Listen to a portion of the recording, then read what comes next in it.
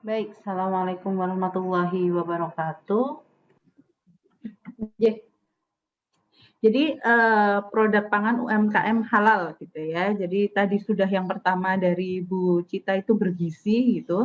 Seperti apa sih produk pangan yang bergizi dan bagaimana pengolahan untuk menjaga nilai gizinya gitu ya. Dan dari Bu Dia juga sudah disinggung tentang, sudah dijabarkan, bukan cuma disinggung ya, sudah dibahas sangat dalam gitu ya tentang bagaimana produk pangan UMKM itu bisa menjadi produk yang aman gitu. Nah, sekarang ini yang terakhir gitu ya tentang produk pangan UMKM halal. Nah, yang pertama kita harus tahu dulu mengapa pangan halal itu penting gitu. Nah, sebenarnya alasan utamanya karena di Indonesia sendiri itu mayoritas penduduknya Muslim gitu ya, di mana penduduk yang Muslim itu biasanya taat gitu ya terhadap hukum-hukum syariat tentang halal haram. Jadi kadang ada yang bilang itu baksonya itu dibikinnya dari babi misalnya, tapi nyatanya laris-laris juga gitu. Nah itu karena beberapa memang belum tahu gitu. Kalau mereka sudah tahu kalau itu terbuat dari bahan haram, biasanya langsung merosot tajam gitu ya. Misalnya ada sebuah bakso yang laris sejak tahun 1980-an, berarti udah berapa puluh tahun gitu ya. Tapi tiba-tiba tidak laku karena ketahuan menggunakan daging babi. Misalnya di kuahnya itu dimasukkan daging babi gitu ya, sehingga langsung bisnisnya tuh ambruk gitu. Karena dia ketahuan menggunakan barang haram gitu. Nah, manfaatnya itu bukan hanya pada masyarakat kita yang muslim ternyata, tapi juga kepada masyarakat kita yang non-muslim. Kenapa? Karena produk halal itu selalu aman. Jadi produk yang sudah tersertifikasi halal itu pasti terjamin keamanannya. Namun aman itu belum tentu halal gitu. Jadi bisa saja kita konsumsi makanan itu aman gitu, tapi belum tentu itu halal karena ada banyak aspek gitu ya. Sehingga pangan halal itu sangat penting karena dia memberikan jaminan keamanan untuk masyarakat baik yang muslim maupun yang beragama lain. Jadi semuanya mendapatkan manfaat dari pangan halal gitu ya. Nah, ini adalah istilah gitu ya. Jadi apa sih yang disebut pangan halal dan apa sih yang disebut dengan produknya yang haram gitu. Jadi kalau halal itu pengertiannya adalah diperbolehkan untuk dilakukan atau digunakan atau dikonsumsi berdasarkan syariat Islam. Jadi bukan dasarnya itu selalu syariat Islam gitu ya. Jadi bukan dari hukum-hukum yang lain. Misalnya kalau di Indonesia boleh kok istilahnya produk dari daging babi, iya itu kan hukum dari negara gitu ya, yang mana negara Indonesia itu ada yang muslim, ada yang non muslim gitu. Nah, tapi kalau halal haram itu selalu sumbernya itu dari syariat Islam. Kalau di syariat Islam tidak diperbolehkan, berarti dia memang masuknya di haram. Kalau halal berarti ya berarti boleh, baik itu digunakan, dilakukan maupun dikonsumsi. Nah, kalau haram itu jelas ya, jadi dia dilarang dalam syariat gitu, jadi nggak boleh gitu. Nah, ada juga istilah itu toyib. Jadi selain halal itu makanan itu juga harus toyib. Jadi bukan hanya dia boleh dalam agama, tapi juga dia baik, bersih, bermutu dan bermanfaat bagi kesehatan. Jadi misalnya eh, nasi itu halal dan toyib gitu. Kenapa? Karena nasi itu masuk barang bahan yang halal dan dia juga punya manfaat bagi kesehatan, misalnya sebagai sumber karbohidrat gitu ya. Nah, ini adalah beberapa bahan yang memang disebutkan dalam Al-Quran sebagai bahan haram gitu ya. Jadi sudah ada di Al-Quran itu ditulis gitu. Yang pertama adalah bangkai, darah, daging babi, dan binatang yang ketika disembelih disebut nama selain Allah. Ini ada di Quran Surat Al-Baqarah 173. Lalu yang kedua ada homer. Jadi homer itu tidak, alkohol itu tidak selalu homer. Jadi homer itu adalah eh, alkohol yang kalau dia diminum itu menyebabkan mabuk gitu. Sehingga di sini di Al-Quran itu menyebutnya homer, bukan dilarang meminum alkohol gitu. Karena tidak semua alkohol itu homer, tidak semua alkohol itu memabukkan. Lalu yang ketiga adalah dan dia mengharamkan dan Allah mengharamkan bagi mereka segala yang hobbit di Quran surat Al-A'raf 157, di mana Hobit itu salah satu salah satu tafsirnya itu menjelaskan bahwa Hobit itu adalah hewan-hewan atau bahan yang menjijikkan gitu, misalnya kecoa, belatung, air liur dan lain-lain gitu ya. Jadi itu juga haram untuk dimakan gitu. Nah, selain itu bahan yang haram itu bisa juga dia itu bahannya itu halal, tapi menjadi haram karena terkena najis. Misalnya, dia terkena najis berat. Jadi misalnya seperti ini saya kasih contoh di bawahnya. Jadi kue yang dioles dengan kuas dari bulu babi misalnya. Jadi ada kuas itu kita banyak yang nggak tahu kalau kuas yang bentuknya bulu itu bisa jadi dari bulu babi gitu. Nah, itu kalau dioleskan di kue, mungkin bahan kuenya halal, tapi ketika diolesi dengan kuas bulu babi, dia jadi haram gitu, karena dia terkena najis atau disebut barang yang terkena najis itu disebut dengan muta najis gitu ya.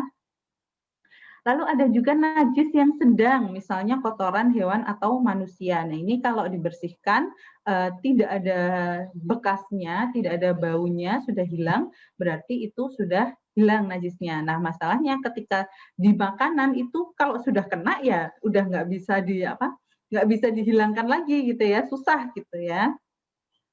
Lalu yang najis ringan adalah air kencing bayi laki-laki yang hanya minum ASI. Nah, ini mungkin kalau dalam produksi makanan mungkin kecil sekali ya kemungkinan terkena najis jenis ini gitu.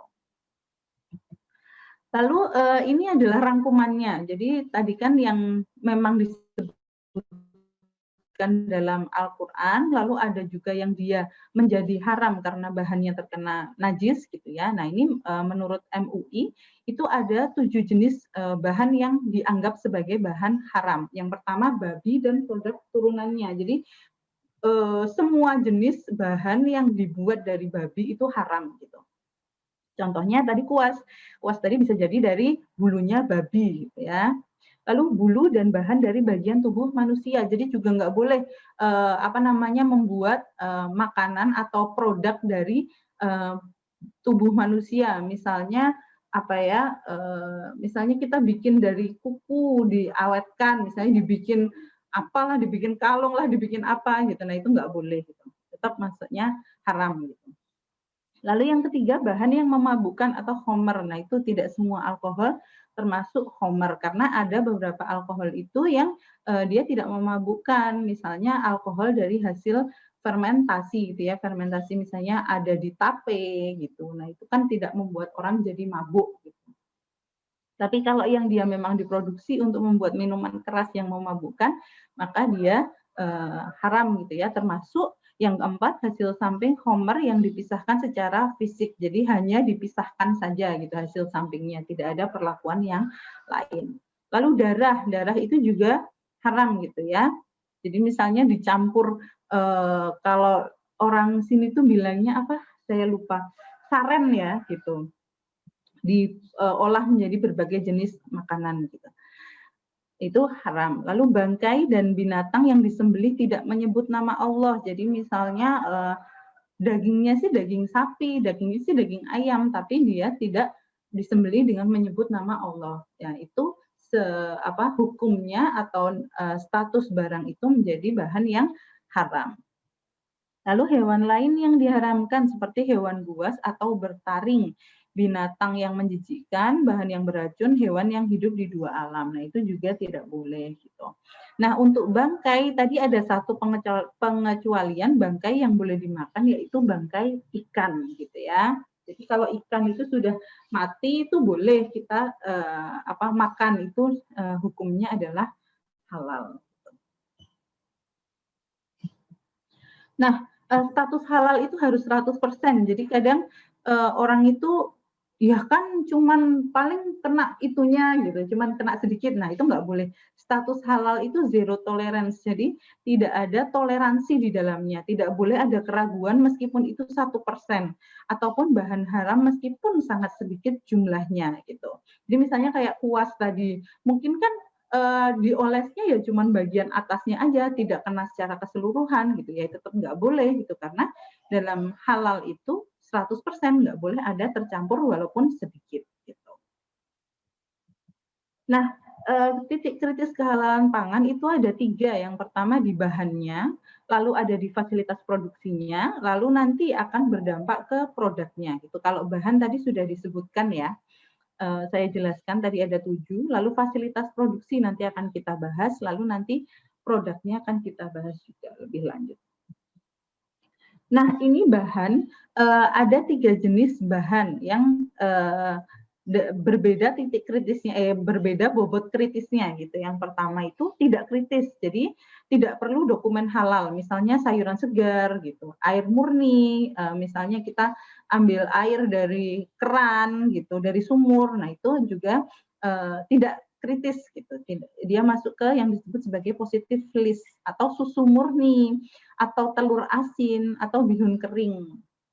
Lalu ada juga TBHQ, antioksidan gitu ya. Nah, jadi kalau untuk produk yang buatannya kita itu dari sayur, ya nggak usah, perlu, nyari sertifikat halalnya gitu ya. Jadi, wah kalau saya bikinnya dari, sayur nih, nyari sertifikat halalnya di mana gitu ya, nggak usah karena itu masuk ke positive list, termasuk juga telur gitu. Jadi nggak usah nyari telur bersertifikat halal gitu. Lalu yang kedua, ada jenis bahan yang dia kritis dan harus bersertifikat halal. Nah, ini harus ada sertifikat halal MUI atau lembaga sertifikasi halal yang diakui MUI gitu. Jadi misalnya daging dan produk turunan hewani. Jadi semua jenis olahan daging itu harus ada sertifikat halal MUI-nya gitu. Misalnya kita beli daging sapi misalnya. Nah, itu kalau kita mau produk kita halal, kita harus nyari di rumah penyembelihan yang halal gitu. Menggilingkannya juga di rumah pemotongan hewan yang halal. Lalu yang kedua adalah bahan dengan proses rumit dan bahan yang banyak. Contoh bahan perasa, aroma, bumbu, premix vitamin. Nah, itu biasanya banyak ya. Misalnya kita bikin es minuman-minuman itu kalau kita tambahkan perasa, misalnya saya pengen minuman saya itu rasanya melon, misalnya saya tambahkan essence melon. Nah, itu esensnya harus jelas sudah ada sertifikat halalnya gitu. Lalu yang ketiga golongannya adalah kritis namun tidak harus bersertifikat halal. Jadi dia bisa saja menjadi bahan yang kritis gitu. Tapi dia tidak harus bersertifikat halal. Contohnya gelatin ikan, emulsifier nabati, lecitin kedelai, atau juga gula pasir, atau juga susu skim gitu ya. Susu skim itu kalau dia tidak ada sertifikat halalnya, selama produsennya itu bisa menjamin bahwa tidak menggunakan bahan yang haram, itu boleh dipakai. Oke. Nah, ini fasilitas produksi. Nah, ini yang banyak kita temui di masyarakat kita gitu ya. Fasilitas produksi yang digunakan tidak boleh tercampur dengan yang non halal. Contoh, jika penggilingan daging digunakan bersama dengan daging babi atau najis berat lain, maka harus dibersihkan sesuai syariat 7 kali, salah satunya dengan tanah atau desinfektan. Nah, masalahnya adalah ketika kita memproduksi bahan gilingan yang mungkin kita skalanya masih kecil dan sangat susah gitu ya kalau harus punya punya alat sendiri, menggiling sendiri itu menjadi kritis gitu ya, titik kritis gitu. Nah, yang misalnya di pasar apakah benar-benar itu daging yang digiling di sana itu sapi aja atau kambing aja gitu. Jangan-jangan yang digiling itu penjualnya tidak memperhatikan, tidak memeriksa dagingnya satu persatu sehingga misalnya ada orang yang nakal ikut giling ke di situ ternyata ada babinya atau ada daging anjingnya, ya kita akhirnya produk yang kita gilingkan di sana menjadi haram gitu. Lalu jika penggilingan daging digunakan untuk memproses bahan haram atau najis lain, maka harus dibersihkan terlebih dahulu hingga najisnya hilang. Nah, ini yang kedua itu selain babi ya, selain najis yang berat gitu. Jadi kalau misalnya kok di situ dipakai untuk memproses darah, misalnya mau dibuat apa, saya nggak tahu gitu misalnya. Terus mau digunakan untuk yang halal gitu. Nah, itu harus dibersihkan semuanya sehingga najisnya hilang, warnanya, bentuknya, dan aromanya itu hilang gitu. Nah, sehingga fasilitas produksi ini menjadi sesuatu yang kritis juga gitu, mempengaruhi hasil akhir produknya.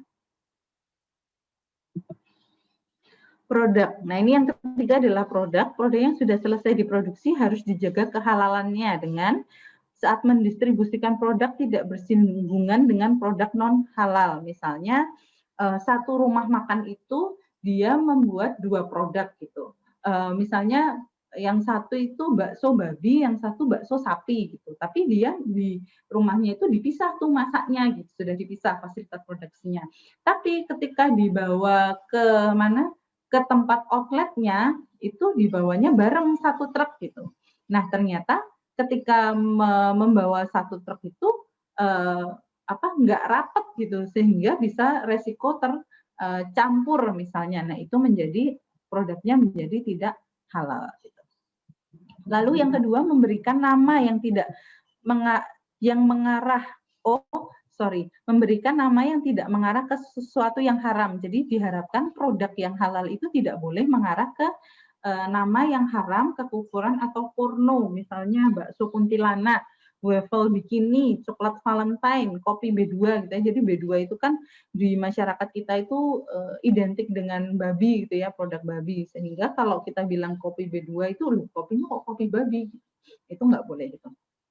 Lalu yang ketiga, produk tidak memiliki bentuk dan bau rasa yang mengarah ke produk haram. Jadi misalnya bahannya semuanya halal, tapi kita kasih perasa yang mendekati ke haram. Misalnya biskuitnya bentuk babi, misalnya biskuitnya bentuk anjing, misalnya. Atau keripik singkong rasa babi panggang, misalnya. Nah, itu nggak boleh gitu ya. Nah, ini kalau ibu-ibu, bapak-bapak pengen tahu, jadi ternyata babi itu bukan hanya dagingnya saja yang digunakan, tapi di sini ada bulu gitu ya. Bulu itu yang saya ceritakan tadi, kuasnya gitu. Misalnya untuk roti bakar, martabak, nastar, dan lain-lain gitu. Nah, ini beresiko sekali. Makanya saya biasanya kalau membeli sesuatu, misalnya cookies yang dioles itu saya lihat ke yang jual gitu ya, pakai olesannya pakai yang bulu atau enggak. Kalau pakai yang bulu biasanya saya menghindari gitu buat beli. Kalau dia pakainya yang plastik yang elastis itu, nah itu biasanya itu berarti relatif halal gitu. Maksudnya dia kemungkinan besar tidak terkontaminasi bulu babi gitu. Lalu kulitnya itu juga dipakai untuk banyak gitu ya, kikil, rambak. Nah ini banyak juga yang dioplos dengan rambak sapi gitu ya. Jadi karena babi itu lebih murah, kadang ada yang kikilnya, rambaknya itu dioplos dengan rambak sapi, dibilang itu adalah rambak sapi. Nah, tulang itu juga kritis gitu, dia bisa dipakai untuk karbon aktif, misalnya untuk susu, campuran pasta gigi, atau untuk filter air mineral isi ulang. Nah, itu biasanya ada untuk memurnikan itu menggunakan filter karbon aktif, nah itu bisa dari tulang babi. Lalu daging jelas ya, jadi banyak. Lalu lemaknya, nah ini lemak itu juga kadang nggak kelihatan gitu ya. Jadi saya pernah diceritakan itu ada sebuah restoran yang sangat terkenal, dia mahal gitu. Katanya di situ tuh produknya enak banget gitu. Ternyata ada orang yang pernah kerja di sana, lalu setelah itu tuh cerita, wala itu enaknya karena dia itu pas masak, itu memang yang dimasak tuh ayam, tapi dia atas dan bawahnya itu dilapisi daging babi. Jadi waktu memanggang itu bawahnya dikasih daging babi, daging ayam, lalu dikasih daging babi lagi. Sehingga rasanya enak, gurih sekali gitu. Karena memang daging babi itu gurih gitu ya. Nah, itu yang kadang nggak kita rasakan gitu ya. Lalu jeroannya itu juga bisa dijadikan irisan bakso, lalu misalnya jadi bahan vitsin misalnya. Lalu juga ada gelatin. Nah, ini gelatin itu juga banyak di produk makanan gitu. Yang disebut biasanya gelatin babi gitu. Tapi ini ada juga yang produk dari sapi. Jadi biasanya diganti dengan gelatin sapi untuk produk halal gitu. Jadi misalnya kayak bungkus sosis, selongsongnya itu juga bisa dari bahan babi gitu. Itu ya, jadi memang babi itu turunannya tuh banyak banget gitu ya. Dia bisa dipakai di banyak sekali produk dan kadang kita nggak sadar gitu. Nah, selanjutnya itu sertifikasi halal.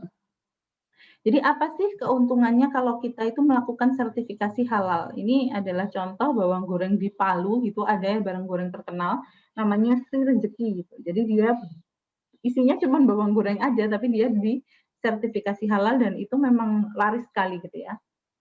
Yang pertama, dia memiliki poin penjualan yang unik. Jadi kalau kita sudah punya sertifikat halal, itu orang itu lebih cenderung akan membeli, maksudnya lebih percaya gitu. Jadi ketika lihat, oh ada sertifikatnya, dia akan cenderung lebih yakin gitu, merasa aman dan terjamin gitu.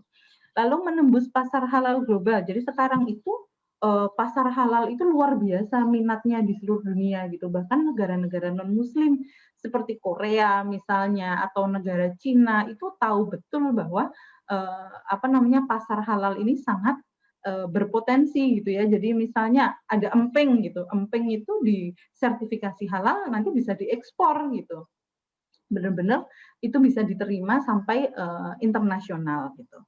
Lalu peningkatan pemasaran investasi yang murah jika dibandingkan dengan potensi pendapatan yang didapatkan. Nah, kalau kita punya sertifikasi halal itu memang sebenarnya investasi jangka panjang gitu ya. Jadi keuntungan kita karena pasarnya meningkat, konsumen lebih berminat, nah itu nanti pendapatannya juga akan semakin besar. Nah, ini tahapan sertifikasi halal gitu ya. Jadi yang pertama itu mengetahui dulu apa sih kriteria sistem jaminan halal. Nanti akan kita bahas ya. Lalu menerapkan kriteria sistem jaminan halalnya, lalu mempersiapkan dokumen, lalu pengajuan audit dan penerbitan sertifikat. Nah, ini bisa kita lihat bahwa produk-produk UMKM itu bisa sekali kalau mau disertifikasi halal. Misalnya ini ada cilok ahai gitu ya, rasa keju gitu. Jadi dia dibuat dalam bentuk frozen, lalu bumbunya juga dibikin sudah jadi, setelah itu di frozen gitu, lalu setelah itu dikemas dengan di vakum. Nah itu bisa disimpan dan bisa dipasarkan ke tempat yang jauh gitu, kemana-mana bisa gitu. Kalau sudah frozen itu bisa nggak cuma tahan 1-2 hari, tapi bisa sampai beberapa minggu gitu ya. Lalu ini emping itu juga ada yang ini sudah disertifikasi halal, dan kalau sudah ada seperti ini itu di mana-mana laku gitu karena sudah yakin gitu ya, walaupun bahan baku emping itu sebenarnya masuk tadi ya, masuk yang positive list gitu. Jadi dia tidak harus ada sertifikat halal, tapi ketika dia sudah diolah, dibuat jadi snack, ada sertifikatnya. Nah itu biasanya bisa diekspor, bisa didistribusikan ke daerah-daerah lain gitu, sehingga penjualannya juga meningkat. Nah ini 11 kriteria sistem jaminan halal, tapi jangan takut dulu karena melihat, aduh 11 gitu. Ini kalau UMKM nggak mampu nih kayak gini gitu. Nah, jangan dulu. Jadi ini adalah bisa diterapkan di semua ukuran usaha gitu. Jadi kalau kebijakan halal dan tim manajemen halal misalnya, kalau yang ada ya cuma yang punya semuanya masih dipegang sendiri, ya nggak apa-apa, itu aja tim manajemen halalnya gitu. Yang penting ada kebijakannya. Jadi memang sudah ada niatan untuk barang yang saya produksi itu halal dan itu tertulis gitu. Lalu pelatihan, nah ini pentingnya juga ada pelatihan dari MUI atau Halal Center, biasanya banyak yang mengadakan pelatihan tentang jaminan halal gitu. Lalu bahan, tadi sudah dijelaskan, produk sudah dijelaskan, fasilitas produksi juga sudah. Lalu prosedur tertulis untuk aktivitas kritis, jadi apa saja yang kemungkinan akan terjadi kontaminasi dan lain-lain itu ditulis gitu ya. Lalu kemampuan telusur, jadi bahan yang dipakai itu dipastikan bahwa memang bahan yang masuk dalam kriteria halal gitu ya. Jadi misalnya, oh saya pakai tepungnya apa? Segitiga biru itu ada logo halalnya atau enggak? Oh ada gitu. Misalnya itu produknya repack, oh ini repack jadi udah udah dibungkus kecil-kecil. Oh itu jualnya di mana? Oh jualnya di toko Intisari misalnya. Intisari itu ngambilnya dari tepung apa? Oh tepung Bogasari misalnya. Bogasari sudah ada label halalnya belum? Udah. Oh berarti itu bisa dipakai gitu ya misalnya. Nah itu kemampuan telusur. Lalu penanganan produk yang tidak memenuhi kriteria. Jadi misalnya sudah punya sertifikat halal, tapi ternyata kok ada misalnya pegawainya kita itu non-Muslim misalnya, terus waktu dia di rumah dia habis makan, misalnya makan makanan yang dari bahan non halal, terus dia kerja gitu ya. Nah, waktu dia di rumah masak itu lupa bajunya nggak diganti misalnya kayak gitu. Jadi habis buat ngolah di rumah pakai baju itu juga ngolah daging babi, habis itu kerja di kerjaan dia pakai baju itu juga ngolah bahan yang halal gitu. Nah itu jadi produknya tidak memenuhi kriteria gitu. Nah akhirnya itu harus ditindak. Lalu audit internal itu juga tidak perlu dibayangkan apa namanya heboh gitu ya. Jadi audit internal tuh cukup kita mengukur kembali, jadi menanyakan kembali apakah semua yang kita lakukan itu sudah sesuai kriteria atau belum. Lalu kaji ulang manajemen itu juga sama yang dilakukan oleh pemiliknya gitu, pimpinan tertinggi perusahaan untuk mengkaji apakah memang niat kita untuk memproduksi makanan halal itu sudah sesuai kriterianya atau belum gitu ya.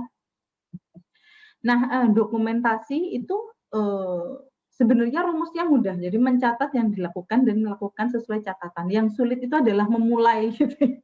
Di mana-mana tuh kalau kita memulai itu kalau membayangin itu ribet gitu tuh udah susah gitu. Nah, itu memang niatnya makanya di awal itu selalu ada kebijakan itu sebagai bentuk komitmen, oh aku mau memulai dari sekarang untuk memproduksi produk yang halal. Nah, makanya perlu sekali dokumen. Jadi catatan-catatan misalnya kita ambil bahan dari mana atau mungkin bahan yang impor negara asalnya dari mana. Lalu prosedur kerjanya. Saya kalau bikin emping atau saya bikin gedok itu pertama kali singkong itu datang saya apakan, lalu setelah itu saya olah, dikupas, direbus, diolah, ditambah dengan gula, misalnya itu ada prosedur kerjanya.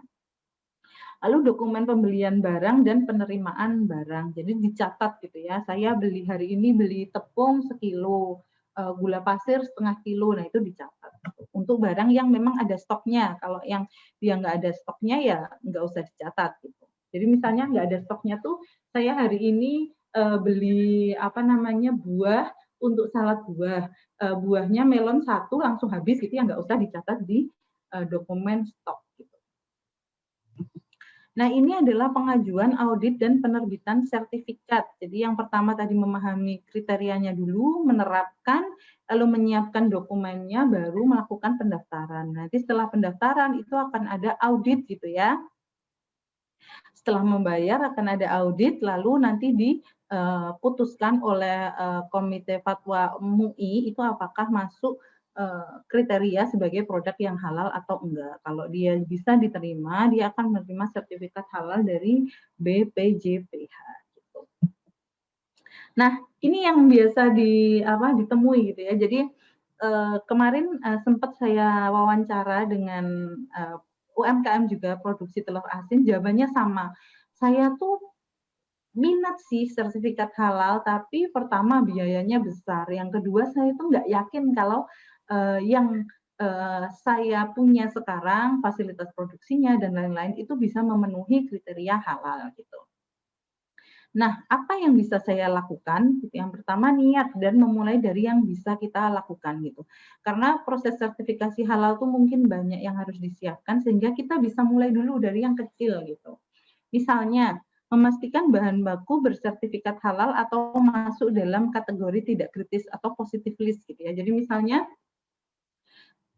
kita pengen bikin apa ya, bakso halal misalnya. Nah, ya sudah beli saja dagingnya dan penggilingannya di rumah pemotongan hewan yang halal gitu. Jadi cara paling mudah untuk menghasilkan produk halal adalah dengan membuat produk dari bahan yang telah memiliki jaminan halal. Terus misalnya, oh buat bikin bakso saya butuh tambahan tepung. Ya tepungnya cari saja yang sudah ada labelnya halal gitu. Atau masuk dalam kategori tidak kritis gitu. Lebih lanjut, produsen dapat menentukan pembelian bahan halal berdasarkan adanya logo halal MUI pada kemasan produk atau mencari di www.halalmui.org. Jadi misalnya saya tuh pengen pakai bahan perasa untuk es yang saya bikin.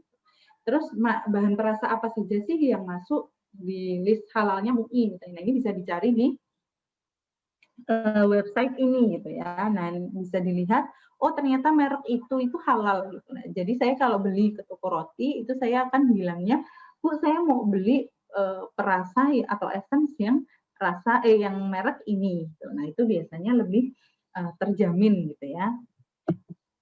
Yang kedua, menggunakan alat yang tidak dibuat dari turunan hewan. Jadi hindari menggunakan kuas kue yang terbuat dari bulu, namun membeli kuas yang berbahan plastik gitu. Nah, itu bisa gitu ya. Lalu jika membeli produk yang dikemas ulang atau repack, pastikan merek produk tersebut sudah bersertifikat halal dan produk repack dibeli toko yang terpercaya supaya tidak dipalsukan. Jadi katanya ini segitiga biru gitu, ternyata ini dioplos dengan gandum curah misalnya gitu. Jadi belilah di toko yang memang terpercaya atau beli yang sudah memang ada logo halalnya. Lalu ini tadi ya, jadi misalnya membeli daging dan menggilingnya di rumah potong hewan yang sudah tersertifikat halal. Membeli daging dan menggilingnya di RPH bersertifikat halal akan menghilangkan resiko tercampur dengan bahan non halal saat menggiling dan atau kontaminasi dengan produk non halal lain saat menyajikan daging untuk dijual gitu. Jadi beberapa yang sertifikat halalnya dipajang itu ada di Superindo. Superindo itu ada. Lalu di Jogja itu juga banyak yang RPH yang sudah halal gitu ya. Nanti tinggal dicari gitu. Jadi saya juga kalau di pasar itu misal beli daging ayam, saya pasti beli yang ditulisnya adalah dari pemotongan hewan yang halal. Gitu. Sehingga saya merasa lebih yakin sebagai konsumen bahwa ayam misalnya yang dijual itu memang halal. Nah, jika memungkinkan, fasilitas produksi yang ditujukan untuk bahan halal tidak digunakan bergantian dengan pengolahan bahan non-halal, terutama jika juga mengolah daging babi atau anjing. Jadi misalnya kita juga, misalnya sebuah keluarga gitu, non-muslim misalnya, mengolahnya juga dia di rumah sering masak tuh, di rumah masak daging babi atau anjing. Nah, itu fasilitas yang dia gunakan untuk mengolah itu sebaiknya disisihkan gitu, jangan sampai yang mengolah untuk produk UMKM juga menggunakan alat itu. Jadi yang buat UMKM kalau bisa dikhususkan untuk yang bahan halal. Nah, bergabunglah dalam organisasi atau asosiasi UMKM. Ini penting sekali gitu. Dalam organisasi UMKM dapat saling bertukar informasi tentang proses pengurusan PIRT atau sertifikasi halal. Jadi saya pernah di info itu ada organisasi yang memang menaungi UMKM di Sleman kalau nggak salah. Nah, itu di sana biasanya nanti diinfo dan dibantu untuk pengurusan izin-izin seperti ini gitu. Jadi sudah ada yang pengalaman lolos, sudah ada yang pengalaman punya izin, bisa bertukar ke teman UMKM yang lain gitu. Lalu dapat saling mendukung dalam biaya, misalnya pengajuan dalam satu grup. Jadi misalnya saya jenisnya hampir sama tuh, misalnya apa ya, yang olahan daging, misalnya saya bikin nugget, bakso sama apa gitu. Nah itu bisa jadi satu gitu, biayanya bisa ditanggung bersama gitu. Karena kalau sertifikasi halal itu boleh dapurnya ada banyak tuh boleh, jadi nggak harus dalam satu dapur. Lalu organisasi UMKM biasanya memiliki jaringan ke Halal Center untuk bantuan pendampingan proses sertifikasi. Nah ini Halal Center UAD juga ada, Halal Center UAD gitu kalau mau tanya-tanya tentang bagaimana pengurusan halal, nanti ada yang namanya penyelia halal gitu, untuk membantu menyiapkan gitu ya dokumennya apa saja, lalu prosesnya seperti apa, nanti bisa dibantu gitu. Jadi kalau organisasi itu sangat membantu gitu ya, sehingga kita tidak merasa sendiri dan kita bisa kalau ada yang kita tanyakan, kita butuh bantuan tuh ada yang bisa kita tanyai gitu, dan itu sangat nyaman untuk kita lebih berkembang gitu supaya nanti sekarang sih belum ada izinnya tapi nanti mungkin setengah tahun lagi atau 1 tahun lagi produk Bapak Ibu itu sudah bisa bersertifikat halal gitu ya. Baik, terima kasih itu saja materi saya. Semoga bermanfaat dan semoga saya menjelaskannya cukup jelas dan bisa diterima, J. Baik, selanjutnya mungkin kalau ada yang ingin bertanya saya persilahkan. Oke. Ini dari Mbak Haryati lagi ya. Jadi semisal kita beli daging ayam tapi kita tidak tahu cara penyembelihan mereka, entah menyebut nama Allah apa tidak, bagaimana kita menyikapinya. Baik. Jadi gini, sebenarnya semua bahan itu halal kecuali yang diharamkan gitu. Jadi sebenarnya itu bahan itu pertama lebih banyak yang halal daripada yang haram. Nah, yang kedua, kalau kita tidak tahu dari mana atau asal-usulnya, itu sebenarnya hukumnya itu halal, kecuali ada yang mengharamkannya gitu. Jadi misalnya, kita nggak tahu nih, ini tuh produknya halal atau haram gitu. Kalau kita memang nggak tahu ya itu hukumnya itu halal gitu. Tapi kalau kita tahu misalnya, oh, toko roti itu tuh ternyata, apa namanya, dia pakai pakai apa namanya, sosisnya itu dari babi misalnya. Nah, itu menjadi haram gitu. Nah, tapi kita punya kewajiban. Jadi kalau kita nggak tahu itu kita tidak dihukumi, halal atau haramnya, jadi tetap halal gitu ya. Tapi kita punya kewajiban untuk mencari tahu.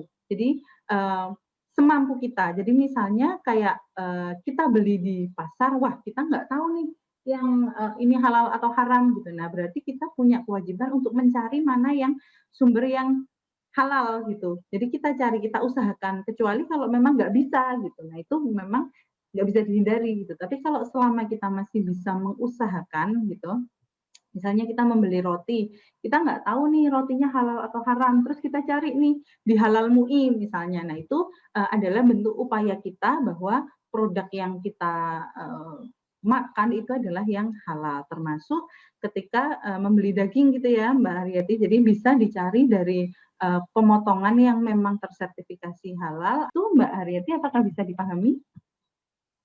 Iya Mbak, ya cukup. Terima kasih. Apakah ada yang lain yang ingin bertanya? Mungkin sudah lelah ya, sudah ini kayak kita apa namanya sekolah lagi gitu ya, 2,5 jam kita duduk di sini. Oke, Bapak Ibu, kalau belum ada pertanyaan lagi, nanti mungkin setelah acara ini ada pertanyaan boleh sekali kalau mau ditanyakan di grup gitu.